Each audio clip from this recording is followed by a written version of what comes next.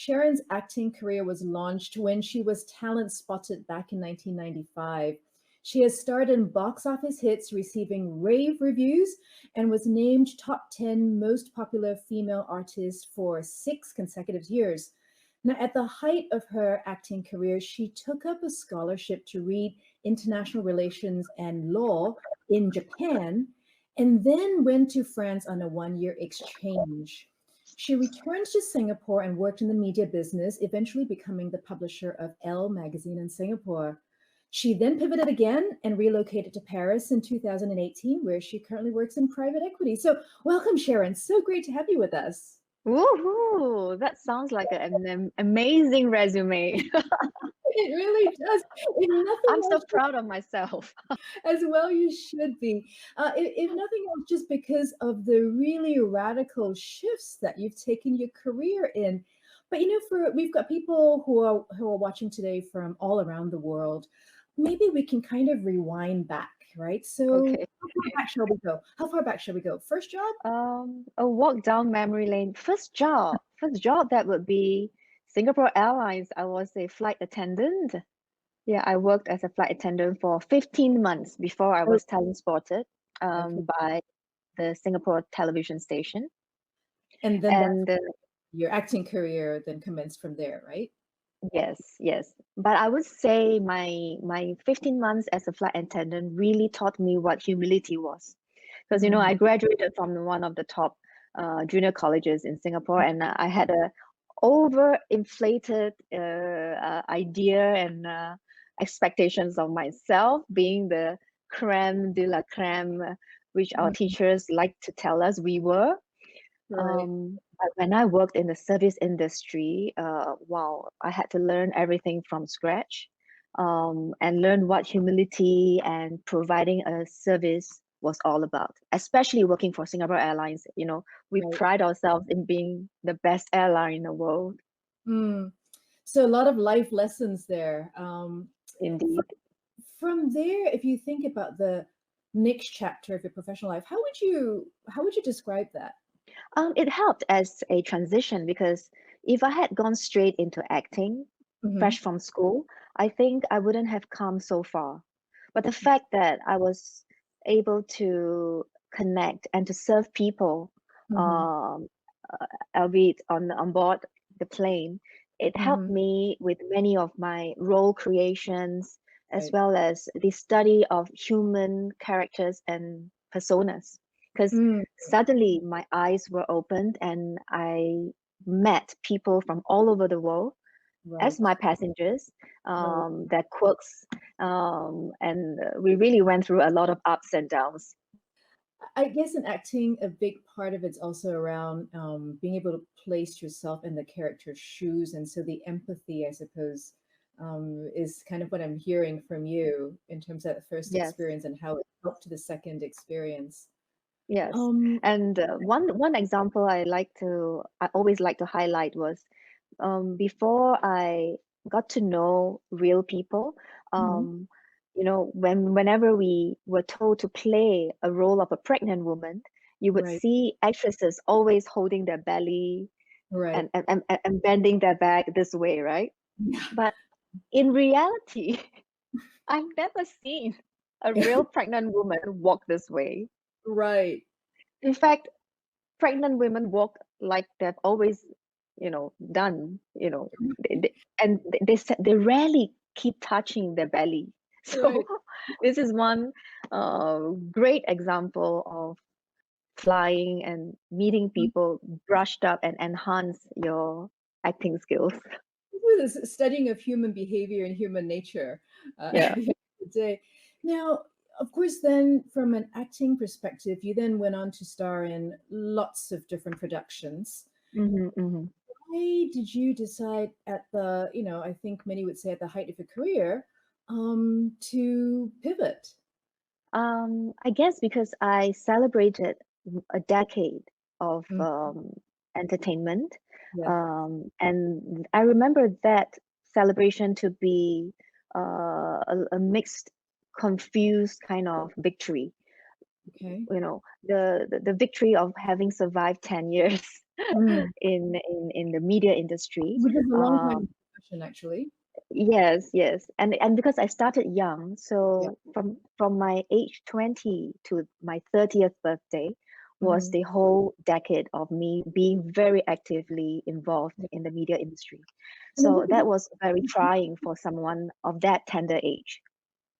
and just to give audience a perspective for those who may not be familiar with your work, I mean, you still get stopped on the streets, yeah?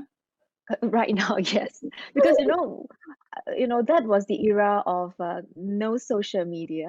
Right. So basically, we had no choice but to tune into television. Yes. So, And so because we only had one television station, so you had no choice. When you tune in onto channel 5 or 8, you will still see my you face. you would be there. Exactly. So, but then you decided to go to Japan. Tell us about that. What was your thinking around that? Why did you do that? I mean, as I was saying, I felt victorious when we Yes. celebrated my 10th year, but at the Uh-huh. same I felt that I really didn't know anything about the real world because we were very cocooned Mm. in our own world, Mhm. doing our own thing, and we Right. only met with a certain group of people, and they are usually the artistic The people in press, the business. Yeah. the Uh-huh. people in the media industry, like the producers, the actors, and at a certain level, people can get very superficial Mm. when they're in that circle. Not only did I feel that I didn't really know the world, I felt that most of all, I didn't really understand myself.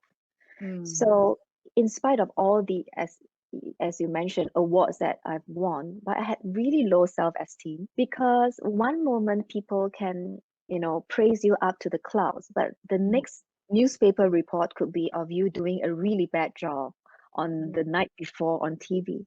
So you realize, your life is so volatile and is completely dependent on other people's opinions of you. And it was so unhealthy. I mean, I looked really glamorous and beautiful outside, but on the Mm. inside, I remember I must have been a very sick person because I didn't think highly of myself. I was Mm. often insecure and felt inferior most of the time. So the whole battle between public persona and what I really felt at Right. home was Right. so contrasting that it was Mm. eating me up. At the age of 30, after celebrating my 10th anniversary in MediaCorp, I asked for a scholarship Mhm. to upgrade myself and to further my studies so that I Mm. can get at least a degree in a university where, Mhm. you know, and I remember the important condition that I gave my company was it had to be a university that is not in Singapore, even though Okay. we have the best universities, you know. Right. But I wanted anonymity. Okay. Okay. So I was going to ask you why Japan. So Japan partly because it was outside of Singapore, and I And can also, they don't speak English. right, right. I wanted to really challenge myself to not be in a comfortable environment. I want to, just throw myself in a city where I don't speak their language. So I really had to start from scratch. Did you speak Japanese at the time? I mean, I took it up as third language in my Mm. secondary school, Mhm. but it was so basic. Right, But at least I had a good foundation of the alphabets. right. But that's very different than going to university in Japan. Yeah. Right. Now, along the way, there was an exchange in France. So is that where your connection with France began? Yes, because for every third year students at my Waseda University, we had an option to study abroad, and Right, 99% of us would take up that option right, because that helped us in furthering our intensive study of the course. And I was studying international law, yeah, especially specializing in European constitution. right. So it really helped for me to be in France, Yeah. especially Sciences Po Paris and Jean Moulin Lyon 3. Hmm. Both schools are famous Very for well. Yes, nurturing politicians. Yes. indeed, indeed. Yeah. And again, I went to a country where I don't speak the language. Right. And I did the same thing like when I first arrived in Japan, which was I Mhm. always have two textbooks, one in English and one in the Oh native my language goodness. of that country, and I flipped them at the same time. But that turned out to be a blessing because you end up memorizing twice because you had to read twice, Right. and that helped you in digesting the content and really understanding the theories.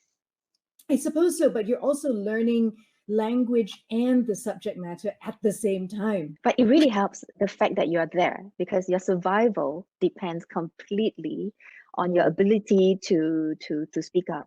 So Right. even in the convenience stores, if you don't speak up, you will never get the right What you need. broccoli, for example. You will never know what you're eating, for example.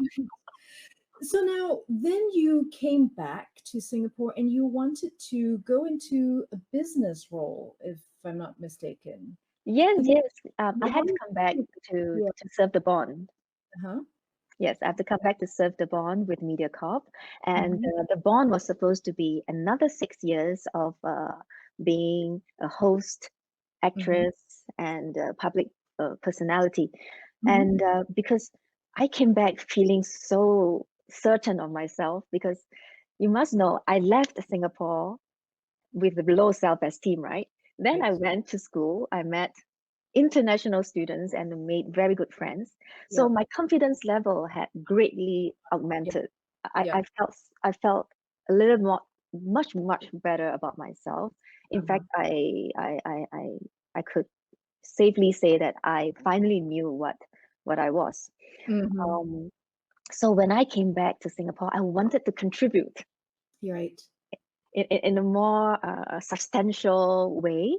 Right. Of course, being on TV Mhm. was my passion, Mhm. and making people laugh and making them cry Right. um, is to me a very respectable career. Yep. But I wanted to serve my company in a different way so Mhm. that you know I do not let them down after having sent me away for 6 years. Right.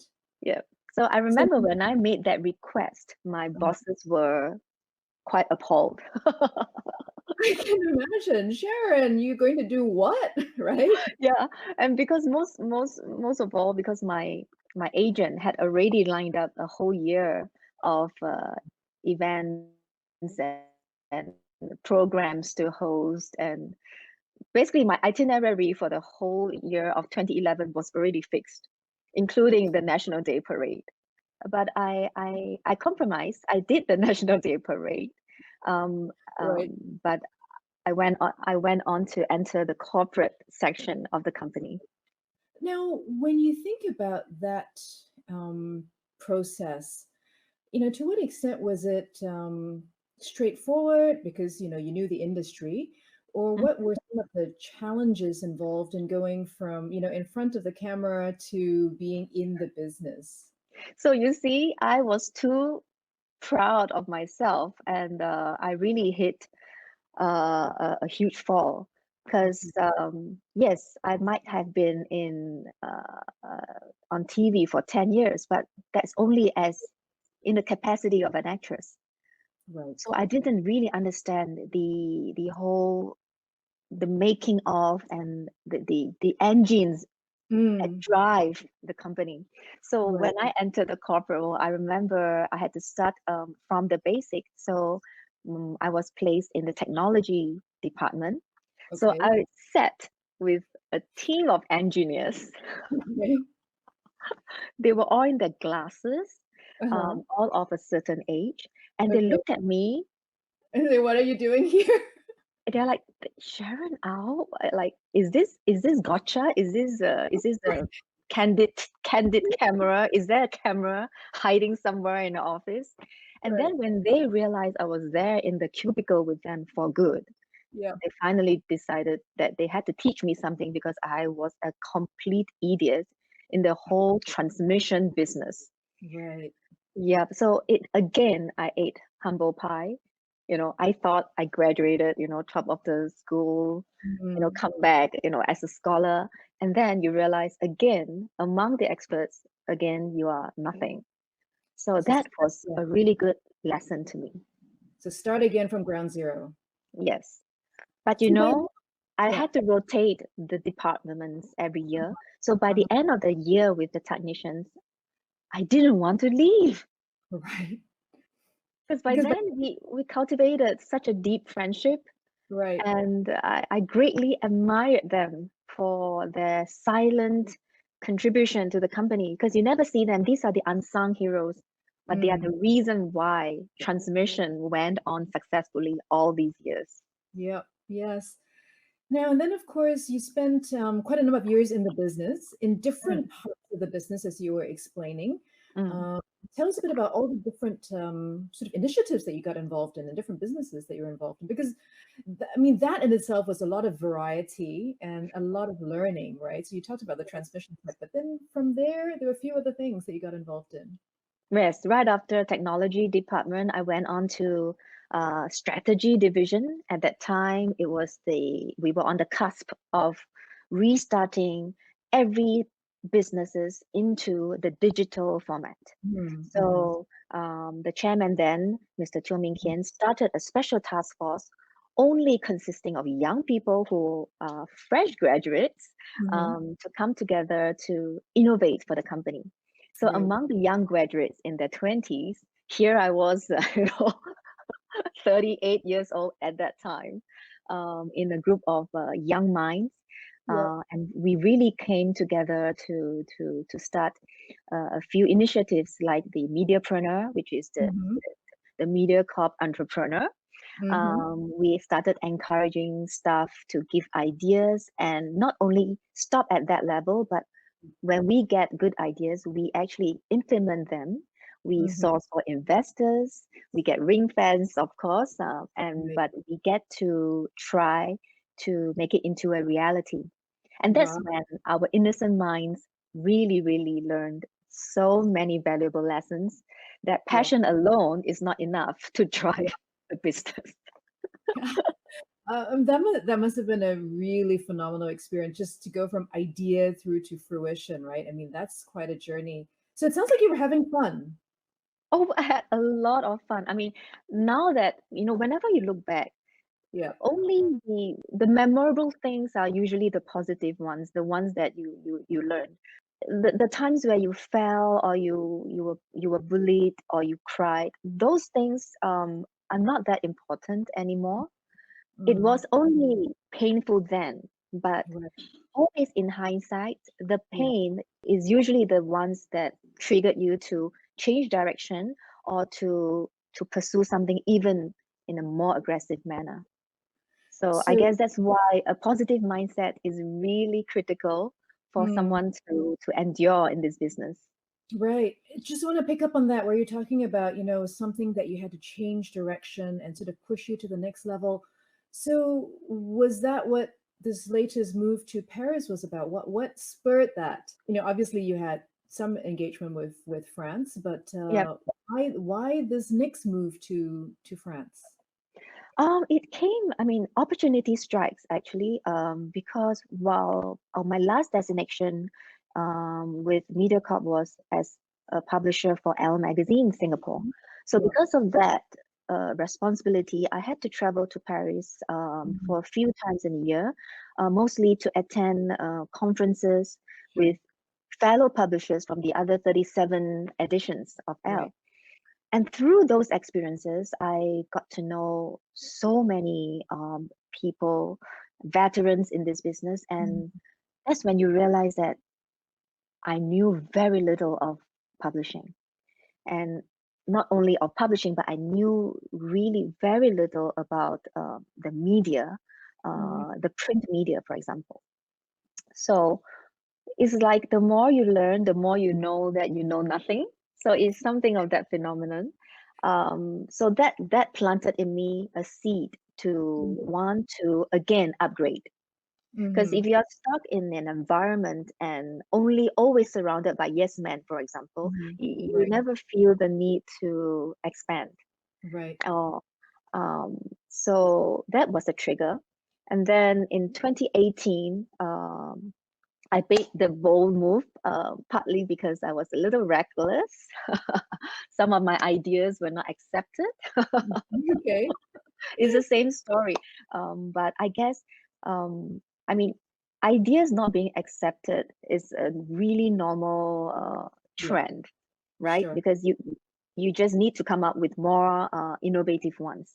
But Hmm. I guess at that particular point, I decided that I really want to go out there to Hmm. see if my ideas were really that naive.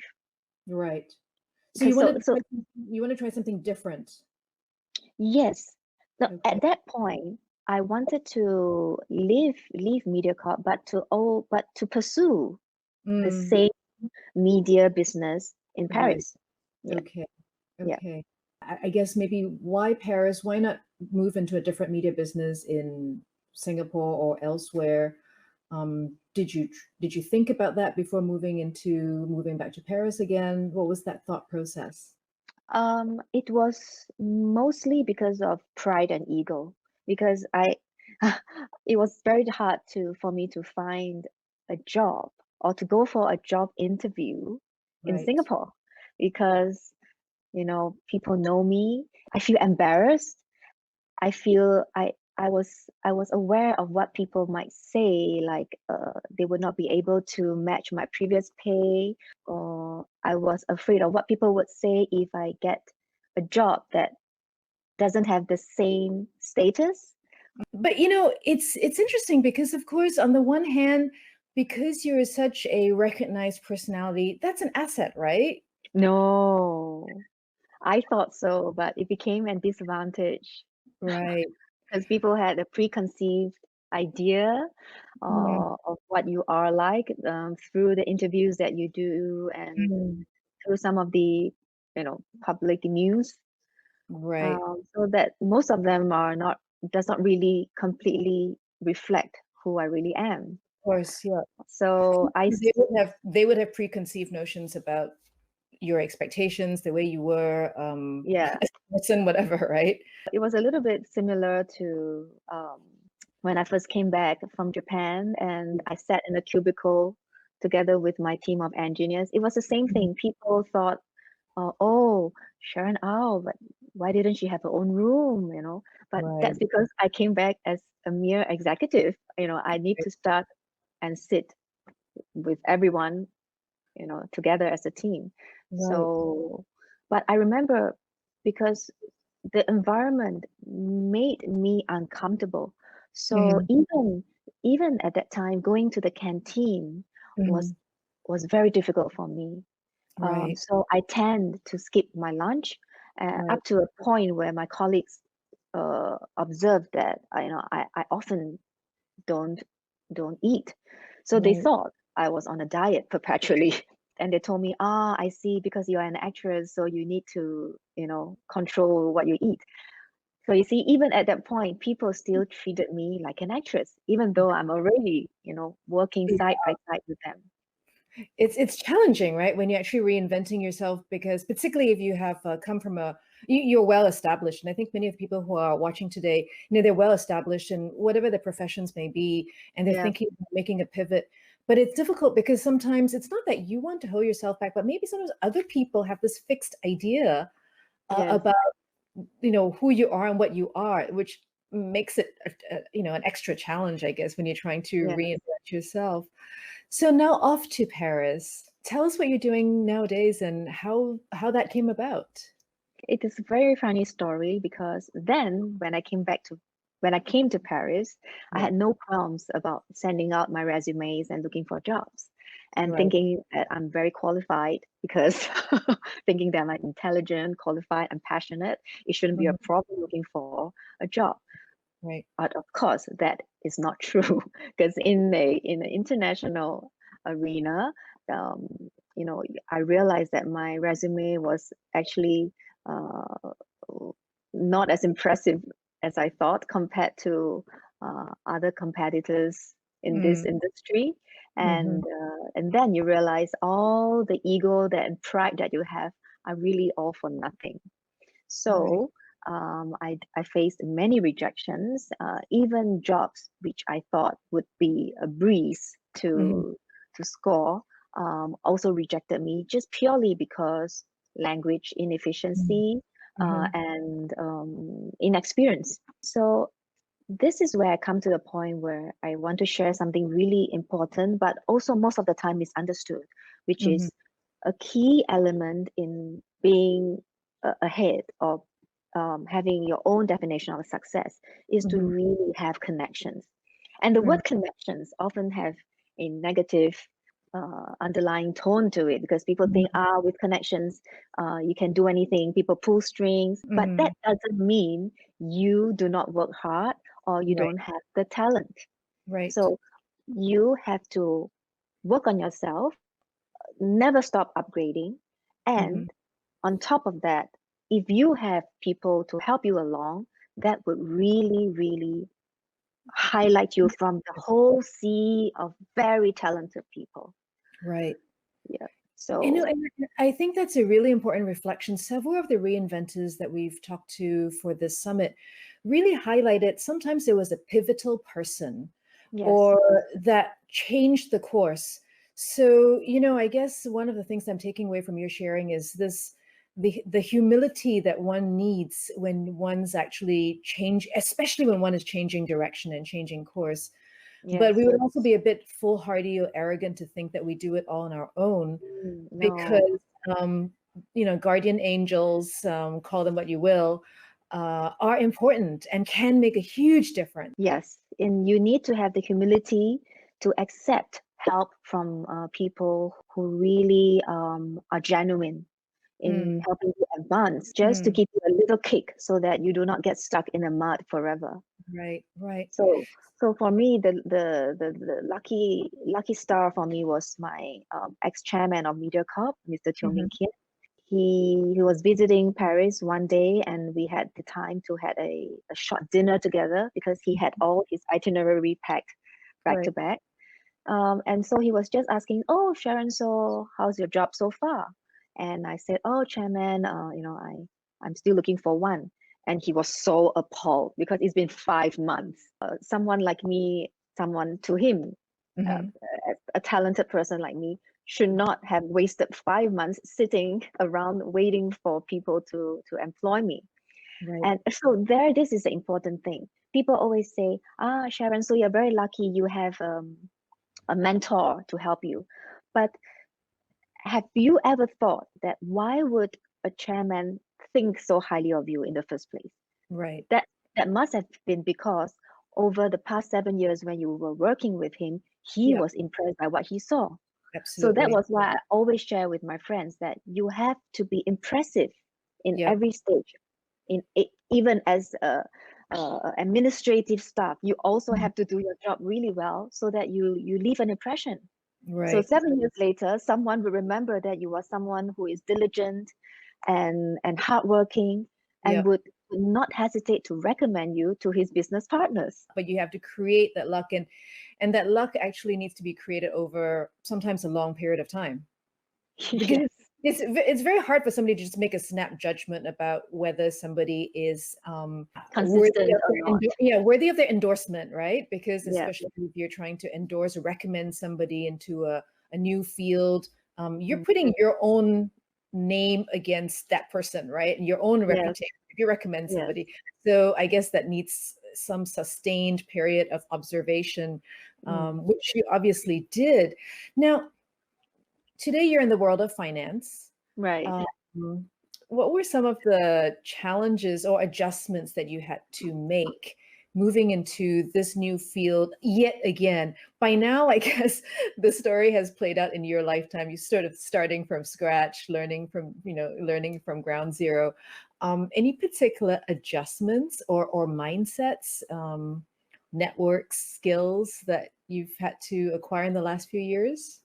Over the past 3 years, strangely enough, it wasn't the change of métier, so it wasn't the change to finance. It was more of the change of culture that I Okay. had to re-navigate how to Mm, work smartly with my mhm. fellow Frenchmen. Right. What's different? Oh, so many things. I mean, it would take me another 3 days, 3 nights to share with you all the funny anecdotes. But seriously, it is more of respecting Mm, the French culture and the French way of doing things, and mm, also the nuances of the language. right. So sometimes things languages that appear, especially in the work environment, to be Mhm, harsh or critical or maybe a little bit sexist, mhm, could be misconstrued because I've right, always grown up in an Asian society. right. So I had to do a lot of adjustments. I Mm, had to really know as many French friends as possible so that I understand the whole clockwork of the society. To right, not feel that you are being taken advantage of, right. feel that you have to stay meek and stay overly humble. So you see, in our Asian society, humility is a virtue. Yes, But to me, in my 3 years here, humility here is a sign of weakness. right. So you have to learn how to So code switch. yes, you have to cope and you have to I unlearn all the Mm. things I've learned before and I relearn new skills. Which is, I think, such a good takeaway for anyone who's, thinking of embarking on their own reinvention. Now, Sharon, you've gone through several reinventions. I guess, what do you know now that you wish you knew before? If you think, if there's somebody here who's listening and sort of saying, hey, I'm thinking about really pivoting, changing direction. What would you say to that person? I would say be fearless and be reckless. I know when not taken into context, it might sound irresponsible and maybe naive, but most of the time, from what I've learned uh, Hmm. through what I've gone through, I've done too much thinking. I've overthink on too many issues, weighing the pros and cons. Mm. I like to liken this to when we were first launching our first digital network on MediaCorp. Hmm. We didn't launch it for a very long time because we wanted to make sure everything is perfect. Right, But then you realize if you wait till it to be 100% perfect, then by the time you launch it, you would already be 10 years behind people. right, right. So, so the careful and the meticulous part of us want to see perfection Right. before we set forth. But to Mhm. me, take the risk and then see where the ship sails to. So my life mantra has always been a ship is the safest when docked in a harbor, but that's not what ships are for. Ships are meant to set sail and brave the storms. You cannot calculate whether there will be a storm or not. You Mm, can't only sail when someone tells you there will be a clear day for the next 10 mm. weeks. So be It's reckless, be fearless, but you will fall yeah, and hurt yourself really badly. But then you pick yourself up again and try again. wonderful advice. I think regardless of where somebody is in their journey. And I like how you basically said if you wait for perfection, whether it's a business venture or, our personal change in circumstances, you can wait too long, right? So Yes, I guess take educated risks, but go for it is what I'm hearing you say. yes, yes. Don't Wonderful. overthink. But Sure. don't overthink is very different from don't think because people Yes, always misunderstood. Like, also don't think, just do it. No, no, no. Think, but not over. very, very wise distinction and really wonderful wisdom. Sharon, thank you so much for sharing your journey, your multiple reinventions, your, the path that you've taken. And I think, one of the reflections that I have from what you're sharing is that every time you reinvent yourself, it actually requires starting from ground zero. And you have to have even though you go in perhaps with a particular attitude of, well, I think I know so much. Everything. Eat humble pie. Right, and start again. And so when you think about sort of your life now in Paris, is there anything would you do it all over again? Yes, most absolutely. Okay. And I want to share with as many people who want to venture outside of their comfort zone and tell them, if I'm still alive and still doing it, that All right. means you have nothing to be afraid of. Wonderful. Sharon, if people would like to know more about you, your work, what's the best way to do that? Um, uh, because my work is private, but you can get to know me through my Instagram. My Instagram Wonderful. is a more natural reflection of what I do at You home with my cat. in holistic terms. And you can see, I think we've got Sharon's Instagram handle right there at the bottom. So you can check out what she's up to on a daily basis. Sharon, thank you so much. Really appreciate you sharing Thank today. you. Thank you, Suyen. Hey, Thank good to see you. you.